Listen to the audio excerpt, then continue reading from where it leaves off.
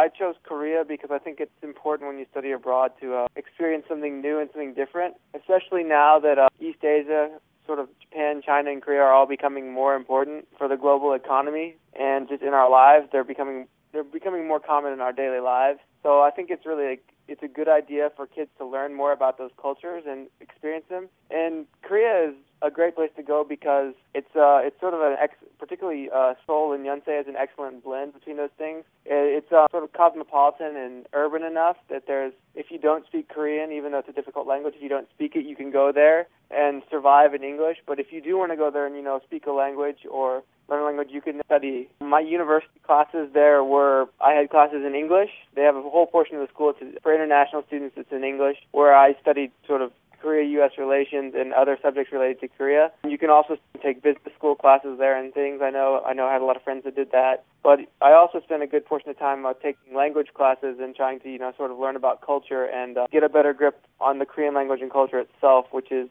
really good if you're interested in that. I think more importantly, I think it's sort of a scary place because a lot of people don't know about it. They've sort of just heard about the Korean War and the fighting that goes on between North and South Korea.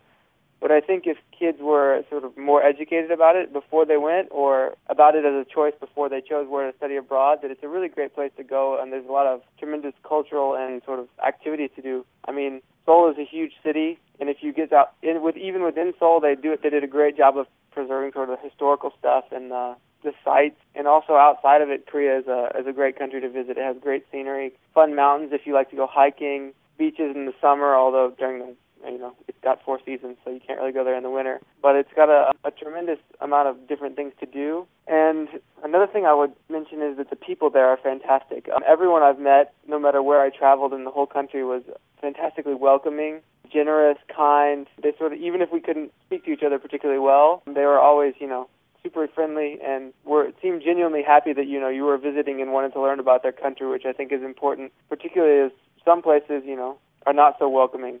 So I would say those things more than anything impacted me. School was sort of similar, to American school, but the people there, I had friends from not only from Korea, but from all over East Asia and from Europe as well. I had other study abroad students. I had a lot of friends from Singapore. I had friends from Iran. I had friends from Pakistan, friends from China, friends from Japan. You meet a whole different set of interesting people, and you meet them in a place that's new to everyone, so you sort of get to experience it together, and it's just it's a fantastic thing, and I think it offers a really sort of unique, different experience as opposed to, say, going to maybe Spain or England, where most of the kids are going to be other university students from America. This really felt like not only was I studying abroad in a different country, I was studying abroad in a country along with a number of other people from various backgrounds in different